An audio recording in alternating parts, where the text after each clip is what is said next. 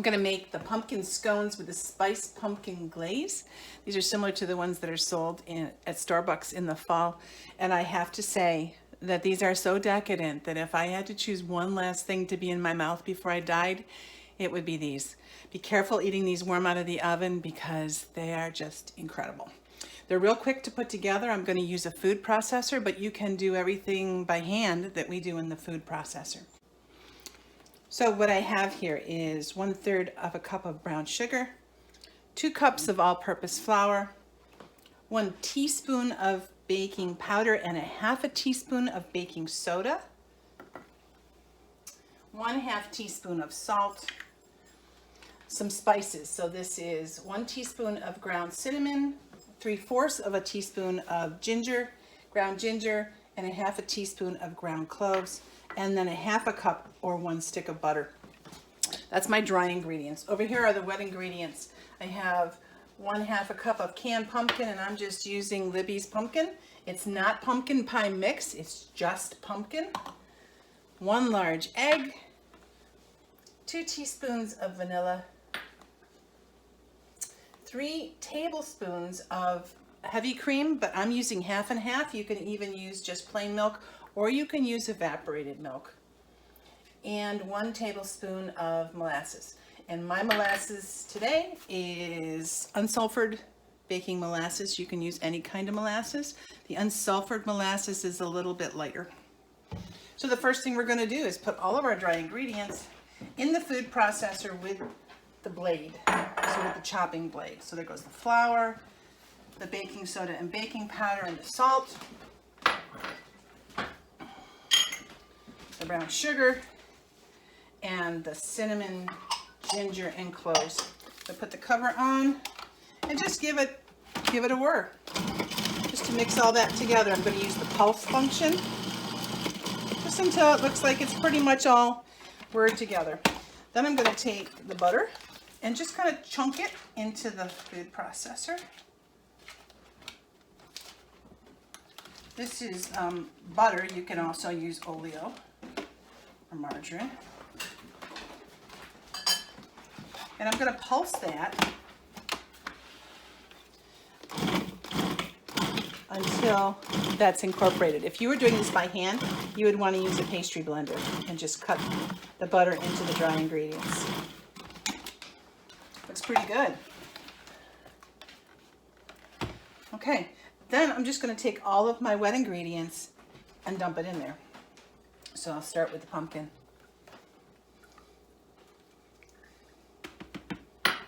And the egg. Molasses. Starts to get to be about spring, and I have this craving for molasses, I think probably because of the iron that's in it. The vanilla, and my 1/2 and 1/2, which can be heavy cream, can be milk, can be almond milk, can be any kind of milk that you like. All right, so we're going to put cover on, and we're just going to pulse this until it comes together. You have to believe. Belief is part of it. There it goes. You see it's starting to form a ball inside. So there we have it. You have to be careful because you've got a blade in there. There's still some flour on the top, so I'm going to pulse it a little bit more. I don't want to make it tough. Oh, we can deal with that. All right. So now this is going to come out onto a floured board, or you can put it right on your counter. You can put it on wax paper if you want a surface that you can just throw away. I'm going to put a little bit of flour on here, but you can also put a little bit of confectioner's sugar. And we're just going to pull that right out onto the floured surface.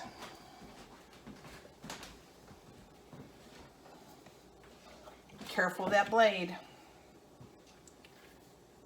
Got my first food processor from a friend who got her food processor as a wedding gift, and the first time she used it had a bad experience. So she said that was it. She got rid of it, and I got it.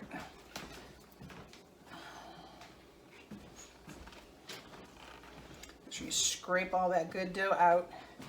It shouldn't be stringy. It should be not like bread dough, but not quite like muffin dough either. Smells really good with the cinnamon and the cloves and the ginger in it. All right, so we pretty much have all of that dough out. We're going to use the sheet itself to kind of bring this together into a ball and just very gently knead it together, not hard, just until it forms a cohesive dough. Okay, there we've got it. A big knife, cut it in two, and then I'm going to make smaller balls out of each of these. You want to make sure there's a little bit of flour on that sheet because you don't want the dough to stick. Okay, and then I'm just going to pat these into rounds that are about 5-6 inches across. Make sure there's no slices or breaks in the dough. All right, looks good. I'm going to use my big knife. I'm going to put a little flour. You can use confectioner's sugar on it. And I'm just going to cut these into 6 even pieces each one. So 3 cuts across.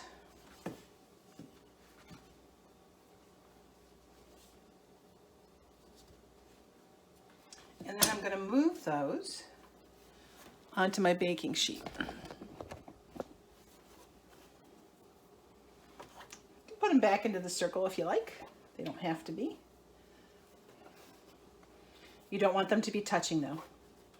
You want them to have some space because they will rise.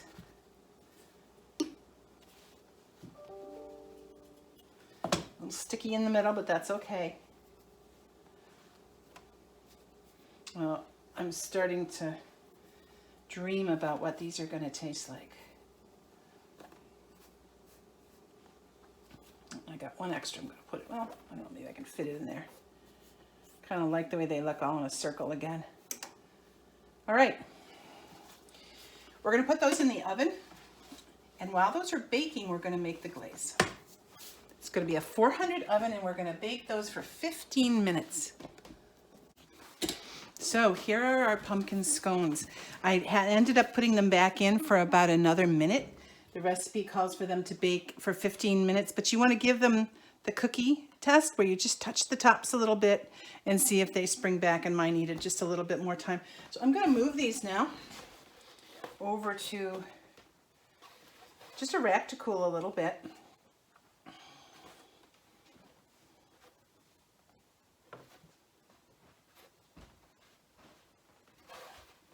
They smell very, very good.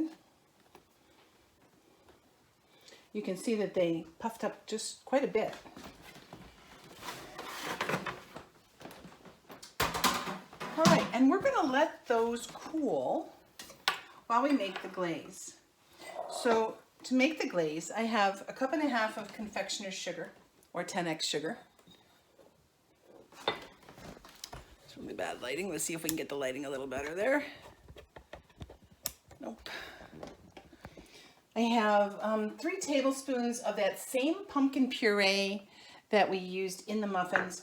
And then I have the same herbs, but not quite as much, or the same spices. So we have 1/4 teaspoon of cinnamon, 1/4 teaspoon of ginger, and 1/8 teaspoon of cloves. That's going to give our glaze just a really nice flavor. And so I'm going to just put all this together. And this is where you have to have faith, because when you start to stir this, it doesn't look like there's going to be enough liquid. So here's what I've got. And I'm just going to start stirring this.